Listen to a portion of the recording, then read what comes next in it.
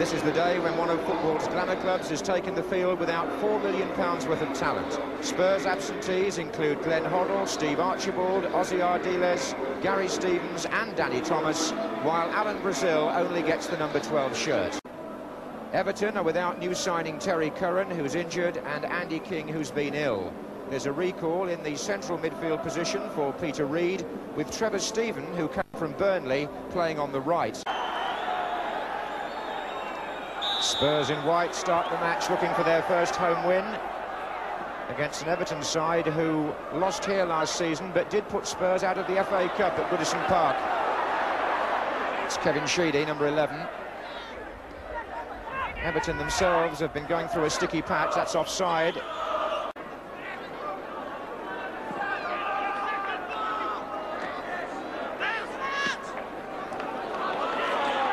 This is Sheedy taking over again.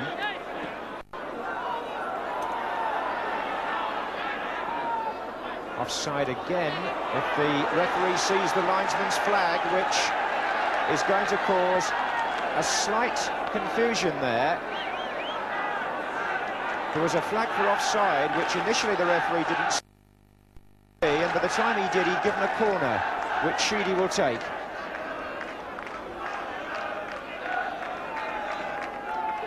Higgins got a touch, and it was turned in by Reid. Sheedy swung the corner in, Higgins flicked it on, and Peter Reid scored his first goal for Everton since joining them from Bolton Wanderers. But Tottenham will look back on the goal and the build-up to the corner, and although nobody went to the referee in protest, it's my feeling from here that the linesman was flagging for an offside before the corner was conceded. However, Everton are in the lead with only their third goal of the season, and here's Sharp.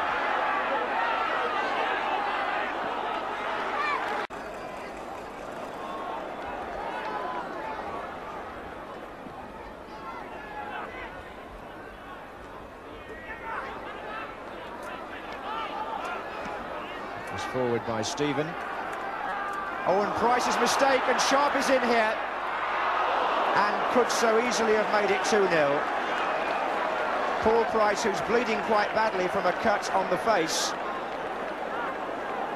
misdirected the header, and Sharp was in. Easy to say he should have scored, but he took it fairly early, and Clements had obviously narrowed the angle behind.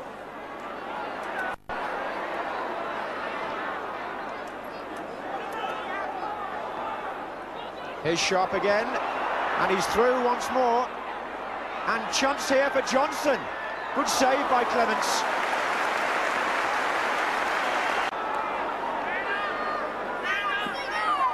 And now Spurs in more trouble of their own making. That was Perryman, and this is Heath. Steven is well forward, and Heath shoots.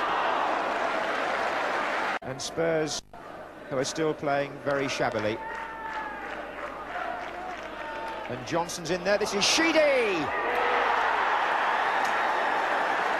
The second goal was on the cards, and it comes from Kevin Sheedy after 38 minutes. Spurs failing to clear the throw, and Sheedy, whose left foot is so tried and trusted, driving that firmly past Clements. It's his second goal of the season,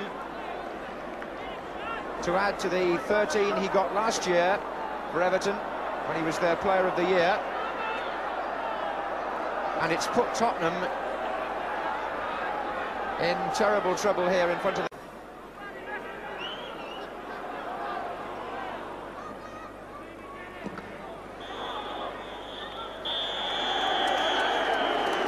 Well, Keith Birkinshaw kept faith with a winning team, but so far they haven't responded. A poor first half for Spurs, with Everton taking the chance to go in front through Peter Reid and adding to their score with a fine shot from Kevin Sheedy.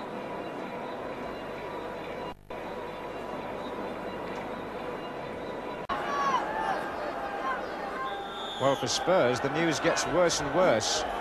To add to all the previous injuries, Paul Miller had an operation during the week for a cartilage.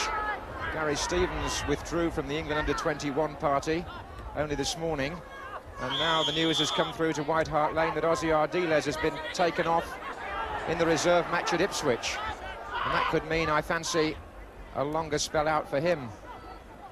But back to business on the field here. They're 2 down, and if the team can't create a scoring chance, which they failed to do in the first half, then Brazil is on the bench.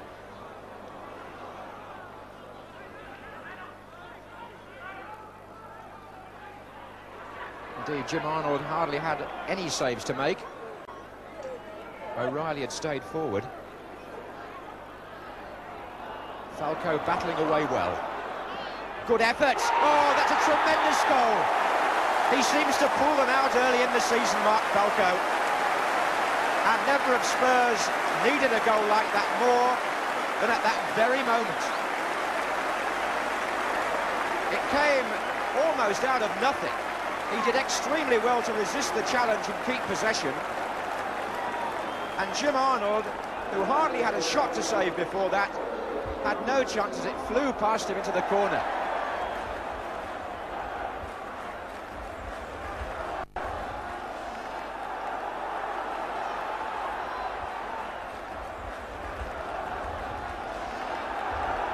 So 2 minutes into the second half, Mark Falco scores his third in a few days, and that could change the course of the match. We shall see. A lot will depend on how Everton react now.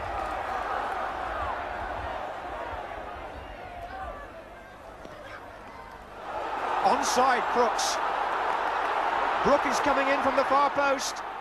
And Falco again. Oh, straight at the goalkeeper. Laid on by Crooks. Well pulled back, actually.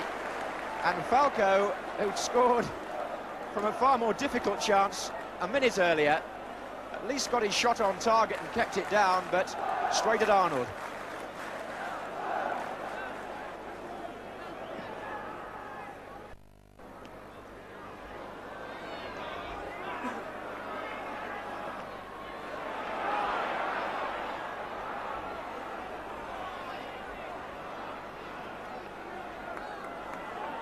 Ratcliffe. A mistake by O'Reilly. Allowed Heath in.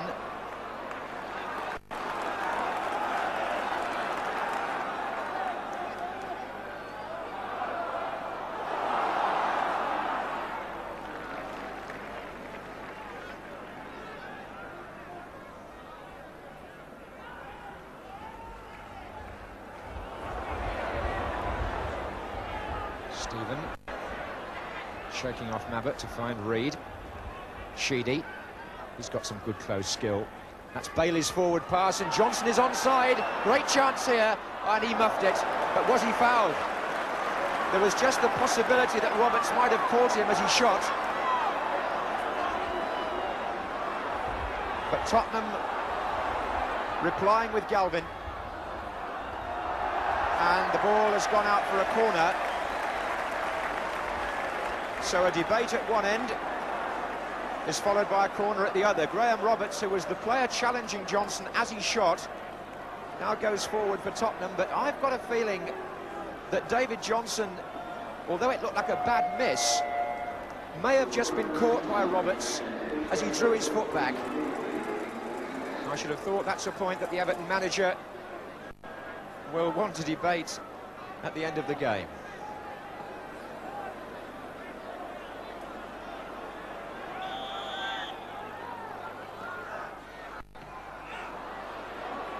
Here's Steve Perryman.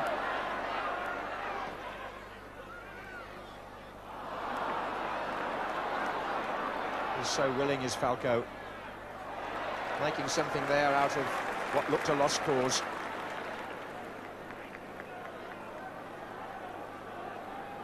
It's O'Reilly to take the throw, so Price has stayed forward.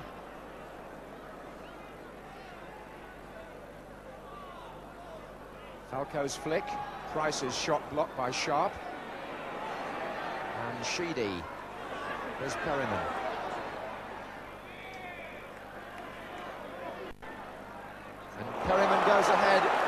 take Brooks' pass and pull it back for Mabbott coming in.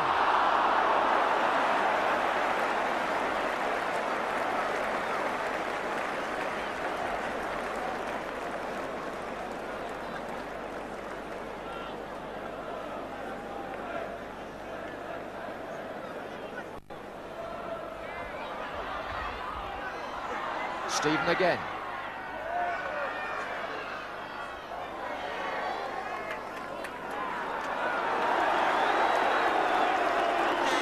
Spurs to make a substitution. Alan Brazil to come on. And Garth Brooks to go off.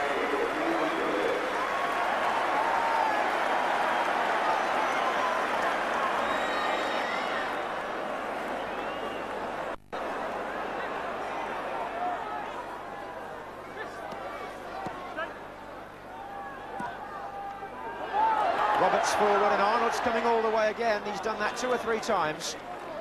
Good to see a goalkeeper commanding his area. I'm sure the defenders would go along with that, but there has been 1 or 2 weird moments back there.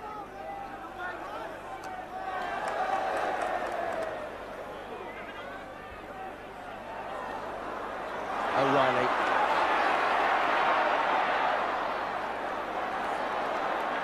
Brook. Good skill by Gary Brook. Well, when you think that his life was in danger only a few months ago, after his accident, the work he put in pre-season to get back to First Division fitness deserves commendation. And a substitution this time by Everton. Kevin Richardson will come on, and he will replace the scorer of the first goal, Peter Reid. It's one midfield player for another here.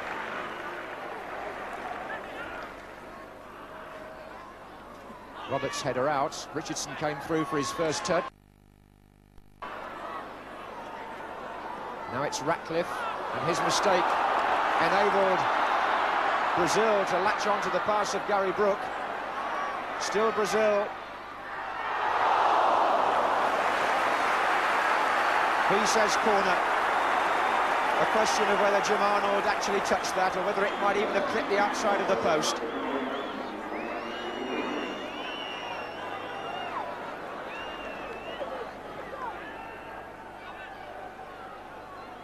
That's sharp with Roberts.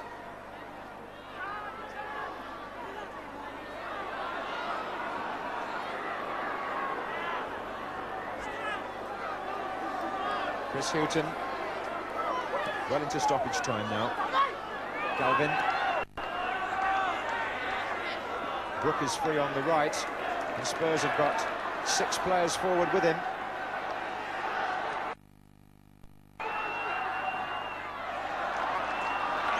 And this is surely their last chance. Jim Arnold having to put his cap on against the sun in these last anxious seconds. Richardson's header away. Everton had pulled everybody back. So it's Houghton for Spurs. And David Johnson is onside, but it won't matter because Everton have completed their first away win, and a very impressive performance it was by Howard Kendall's team. Deservedly taking the points, thanks mainly to their first half display, and a defiant revival for Tottenham with Mark Falco's goal was not enough, and they've now had 3 indifferent home results at the start of this season. Indeed, Everton beginning to find their way, and all credit to them, while Spurs still look for theirs. It's unavoidable that injuries have played a part in their unimpressive start, but it's what happens from now on that counts. The pressure of share issues, TV advertising, higher prices, new brooms and dreams, which could come true, might be a disadvantage initially if those involved lose their cool. I hope they don't. The Cannon Football League needs a flourishing Spurs and a flourishing Everton as well. Bob.